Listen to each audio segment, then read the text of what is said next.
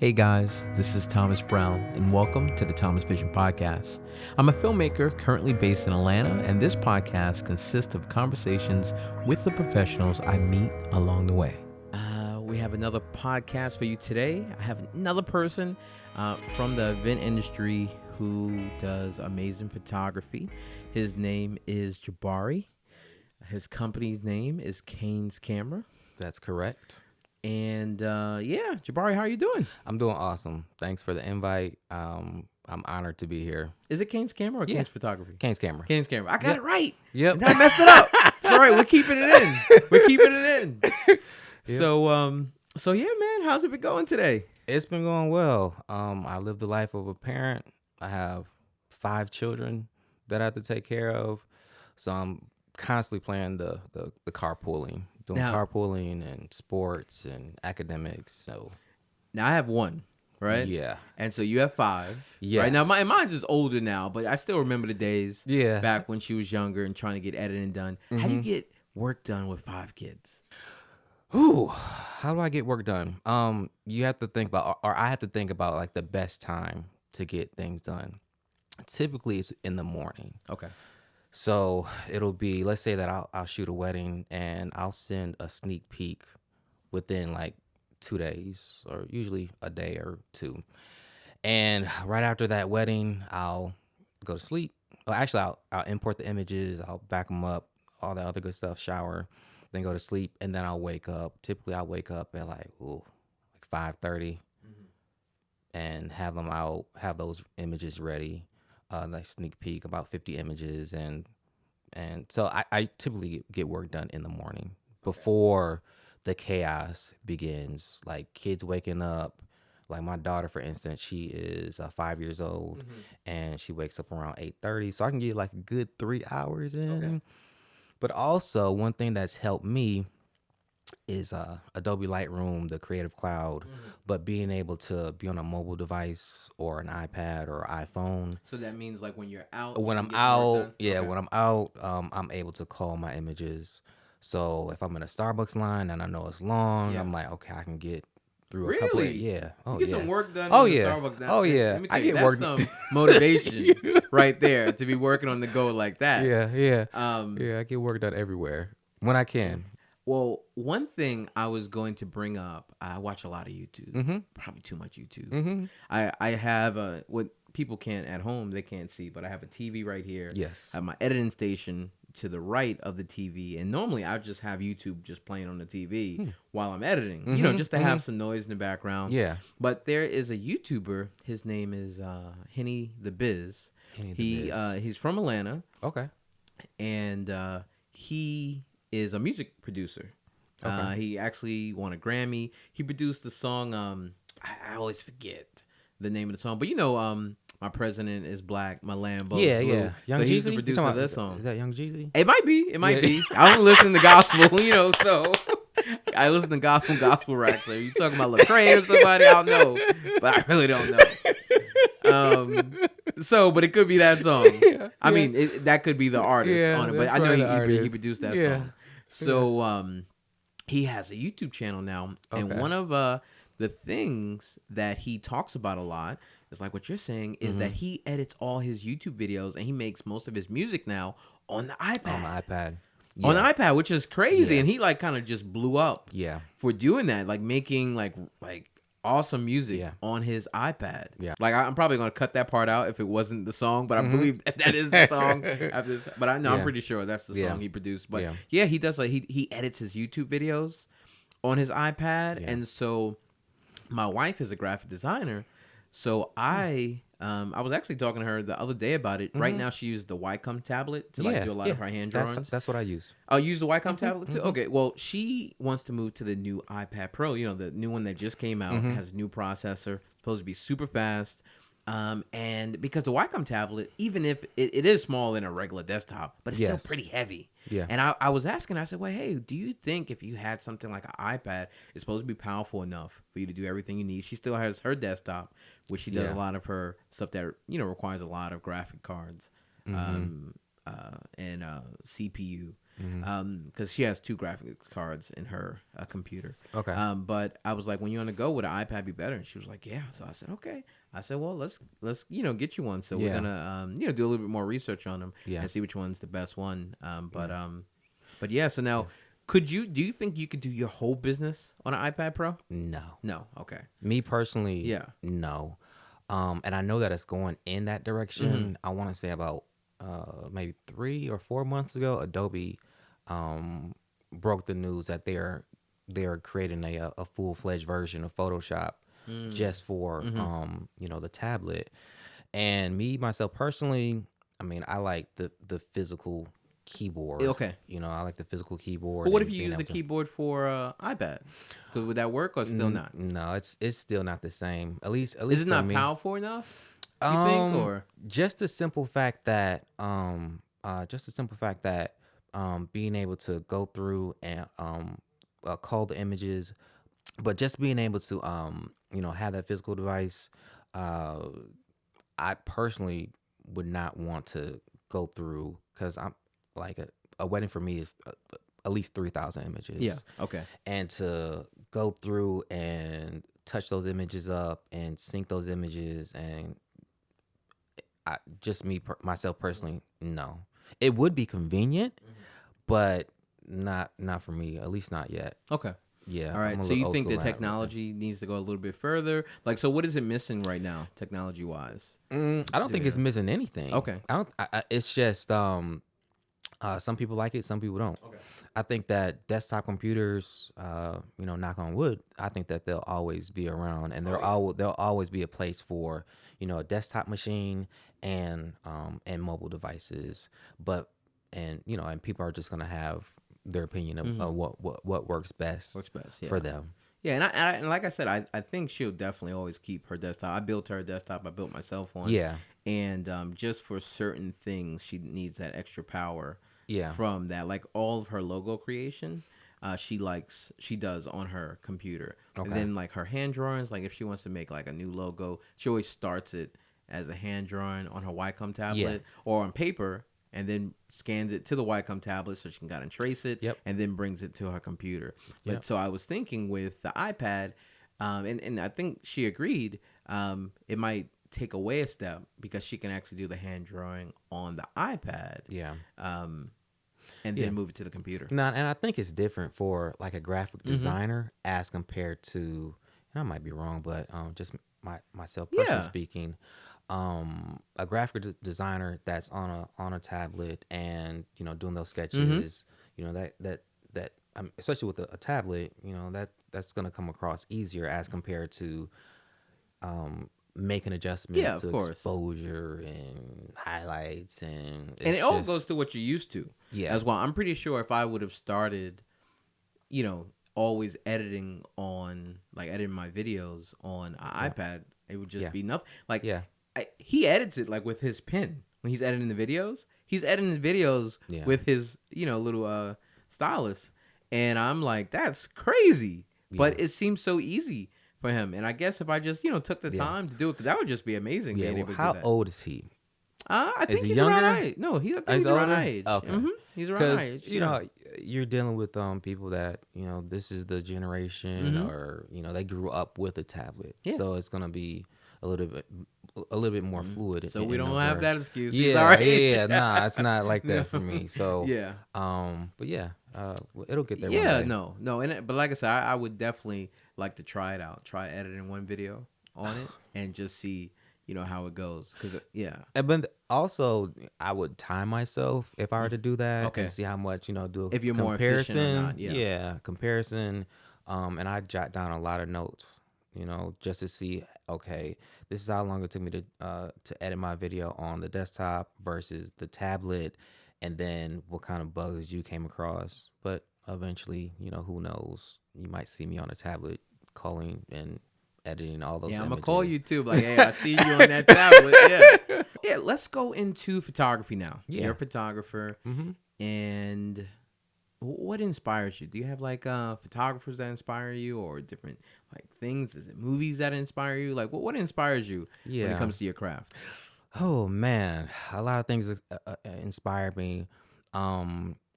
I just love just the art of photography, the creative side of photography, just being able to do things differently as opposed to other people. Um, if you look at my Instagram feed, you'll see a specific style. I love off camera flash. Some people are more naturally lit or natural light photographers, which is cool, and I can do that too. But just seeing a reaction out of people's faces when they see the back of the camera after a shot was taken, that's what truly inspires me. And of course, seeing people in love, at a wedding, and I always get a kick out of it because you go to these weddings and it's like I hear something new that the officiant is saying like every time about marriage, which is really cool, and it helps me to reflect back on my wedding, and my wife and marriage in general. So I think that's what keeps me going. That's awesome, and that's really nice that you can multitask and listen to the videos. I be worrying about, okay, what is my assistant camera doing? What's my ISO at? What's my aperture? Oh, I hope nobody knocks down my tripod over there.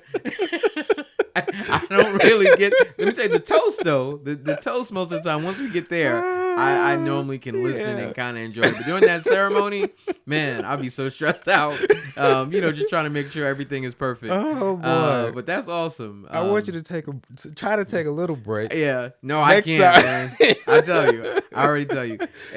Everyone who works for me can tell you that I'm just so.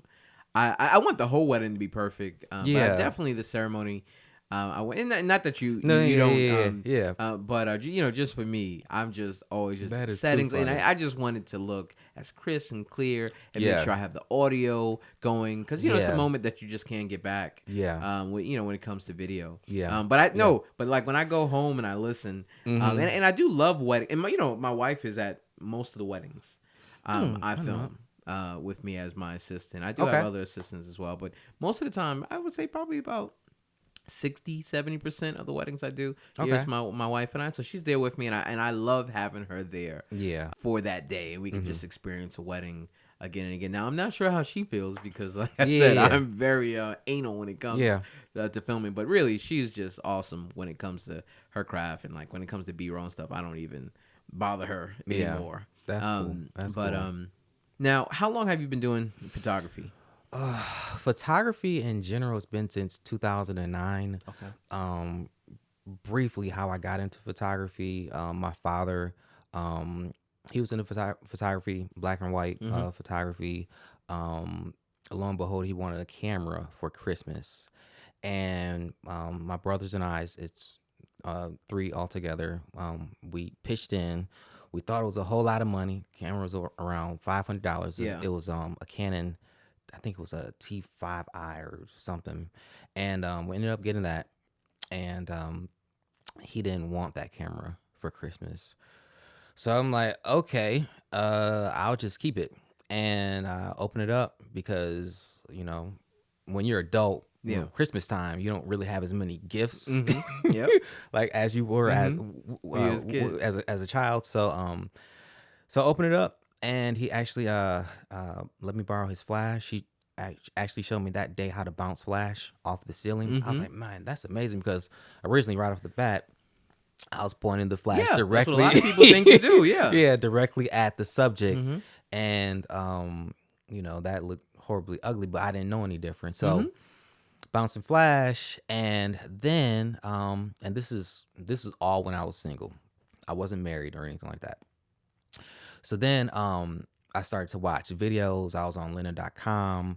There's a guy by the name of Ben Long, watching a lot of his stuff. And then the lenses, I started to learn about the lenses and what different lenses could do. And went on a rampage. I would see the UPS man like every day. Every single day was a new lens. So those were very fun times. So I wasn't really making any money. I just loved the craft. And you were just buying equipment. I was just buying equipment. Between my first year and second year, like in between that, like when I got to probably about the 7th month, mark, and then to almost 2 year mark, I spent $40,000 on equipment. Yeah. Yeah. I spent $40,000. I mean, you just get so excited. You know, sorry, wife. Yep. You know, you could have used that money for vacation or something. Yeah. But yeah, I did. But you know what's funny on the flip side is that now, and tell me if it's similar for you. I use way less equipment now in my career than I did then. Like I don't even like I had the big gimbals and everything, and I now feel, at least for me, simpler is better. I'd rather be lighter. But what about you? I'm trying to get there. Are you trying to? Okay. I am trying to get there. But I'm not there yet. Okay. As far as the purchases, yes, that's gone down tremendously. But you know, when it comes down to and this is when I definitely want it to be less lenses. Okay. I admire photographers that can just bring in like 3 lenses. I bring in 6. Okay. I bring in 6 lenses, and I have a 2 Profoto B10 lights that I just got. Sorry, Thomas. Just got those, and they're awesome. Yeah. Because I can use them for video lights. I've used them recently.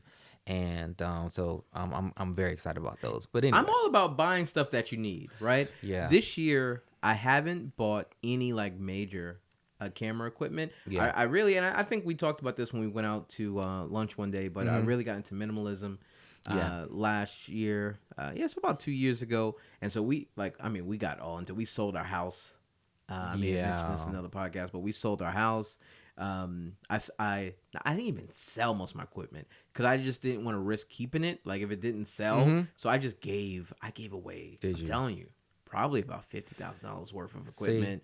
I just wanted to get rid of it. I wanted to be as light as possible, and so I really just I like the fact that, so I shoot with about 4 lenses now at weddings. And what I like... And you're mirrorless. Yeah, mirrorless. I moved to the GH5s. We're filming for the people who are watching. We're filming it on the GH5s right now. And what I really liked is, I felt at least, I could really work on mastering my equipment a lot better because I have less of it. So... and let me tell you, my gimbal, maybe I shouldn't say this, not my gimbal is actually kind of broken, right? Since I bought it, right? And I was like, you know what? Instead of buying, I said, let me just, I mean, it works. It keeps it stable. Yeah. But the only thing that really doesn't work as well is like with the little joystick, when you go up and down, it never stays at the setting I put it to go slow. You know, so I have to hook it up to the computer and kind of calibrate it so it'll go slow again. So I just kind of make it work, and it still comes out great. Yeah. And I for me, at least right now in life, it's like just kind of a lesson of just making what you have work for the best of your abilities. But I still love it. I still love gadgets, and so I watch YouTube just so I can see all the new stuff out there. And this week I actually did buy. I'm rebuilding my computer. Okay. So I did buy. Actually, if you look in the background, I have a few things. Right there for my computer. But it's smaller things. It's nothing that's like ridiculously outrageous as far as like cost. And you know, I'm in those similar shoes where you know, let me just get something small just to get that like little itch out of the way. But I'm similar to you. I have a whole bunch of stuff at home, and instead of putting it on eBay because of the cost and dealing with shipping, and I'm like, you know what, maybe I should just give a lot of this stuff away. I have so many backpacks at home. And then just helping someone else. Yeah. Like I gave a lot of it to my cousin, and he was just like so thankful. He actually had told me, I gave him, I had this huge tripod. It was probably the biggest tripod you ever seen in your life. And I mainly used it when I did corporate events. Okay. And I gave it to him, and he said, man, I got a corporate event, and like the next week, and he said, I used it. He said, I'm just so thankful. And that tripod was like, it's like, when I initially bought it, like $600-700 for that tripod. A tripod. Yeah. Come on, tripod. That's crazy. Make them cheaper. That's crazy. Yeah. Even those right there, I know you guys are at home can see, but those light stands right there, I had bought like 2, 3. I've never used them. They're really, really tall light stands, and I have not used them once. I think I have those. You have these big ones? Yeah. I don't know the brand. Actually, the brand's right there. It's newer. Yeah. Yeah. And I think they're maybe like, what are they, like 10 feet? I don't know. Yeah. I don't know what it was with me, but I ended up like every like single or light stand that I have broken. It broke. Okay. Those I broke those, but I ended up getting a cheetah stand. Okay. Yeah. But even with that, it kind of came loose. I don't know what I do. Yeah, but with we're it. hard on equipment. I mean, we Yeah. do a lot of moving around, especially Yeah. when you're at a venue. So I definitely get that. And so those are things that I do have to buy sometimes, like light Yeah. stands. I had to. These right here, they did last me for years. These are, I forgot what you call them, but they're the stands that kind of fold up. Yes. So they're a little bit smaller. I forgot what Yeah. you call those stands, but I did have to buy it last year some new ones. So things Okay. like that. I do have to buy things Yeah. for maintenance. But nothing reasons. like super duper. Yeah, like not big. cameras. I'm trying to keep these cameras for at least 2 years. Like I'm telling you, I was always the guy who had to buy the newest camera when it came out. Yeah. And now, like I said, it's been about 2 years at this right now, and I'm liking the way it goes. Yep. But I still, hey, nothing against people who buy equipment, especially because I love watching the people on YouTube. Just so I kind of live through them. Like unboxing videos, and stuff. I love studio tours. Yeah. I love it. Yeah. All right. But going back to how I got started, Yeah. that was like more so I was doing portraits, Uh-huh. like model mayhem. Yeah. But then I'm like, I'm not really making any money off of this. So then I was like, no, one of my coworkers asked if I would photograph her wedding because she knew that I was getting into photography. Mm-hmm. And I actually did that first wedding with my wife and myself, and it went fairly well. And then from there, someone asked. It was like a referral from like some hair salon, and I was doing weddings for like pretty cheap. I want to say $750 for like 8 hours of coverage, something like ridiculously crazy. And then I started to promote myself, Wedding Wire, The Knot, and kind of picked up from there. And here we are in 2019, and still learning as much as possible, trying to get as many mentors as possible. Networking is extremely important. So it's been going well so far. That's awesome. Yeah. What do you see? So you've been doing it since 2009. Mm-hmm. Where do you see yourself kind of evolving as a photographer from this point on? Like if you use myself as an example, so I went to film school. I kind of did the typical stuff. I was working for news stations and stuff like that. But then I kind of got out of film. But when I got back in, I was a YouTuber and wedding filmmaker. And now I kind of want to just go back to doing more YouTube and more kind of independent work for myself. And eventually kind of get out of weddings and just kind of focus on projects where, I love weddings, but focus on projects where I can kind of come up with the story myself and the focus of it. And so I guess kind of documentary stuff. So for you as a photographer, is weddings kind of primarily your bread and butter right now? Yeah. So do you think that would always be the case, or do you see yourself kind of getting to other things eventually? I think that it is because I'm not full time. Okay. I'm part time. I have a full time position. But I'm kind of living through other people when they're working full time as full time wedding photographers or videographers. But so it seems like the amount of years that I'll put in will be like twice as long as a full time. So what do you do on the other side? I'm a professor. Professor, yeah, nice. I'm a professor. Yeah, that's so awesome. That's been going well. Health insurance benefits, which is always good. With so many kids, that's one of the main reasons. No, I get it. Yeah, trust me, I got my rinky dinky insurance. But so. Maybe 10 years from now, I definitely want to get, more publications. I want more people to know about me. It's so many photographers, so many wedding photographers out there. You have to do so many things to stand out or make yourself, unique. Whether it's it's crazy out there. But does that excite you though? Making yourself stand out and finding new ways to be unique, finding different ways to tell a story with your craft. Does that kind of excite you? I think that excites me, but it's actually getting the clients. That's what's the whole mystery / puzzle. Like, how am I going to get my next client? And then you question, okay, what can I do differently? Because you want to have a goal of how many clients or how many weddings you want to book. And it's me personally, but how many weddings you want to book per year. see growth from year to year. Hopefully, see growth from year to year.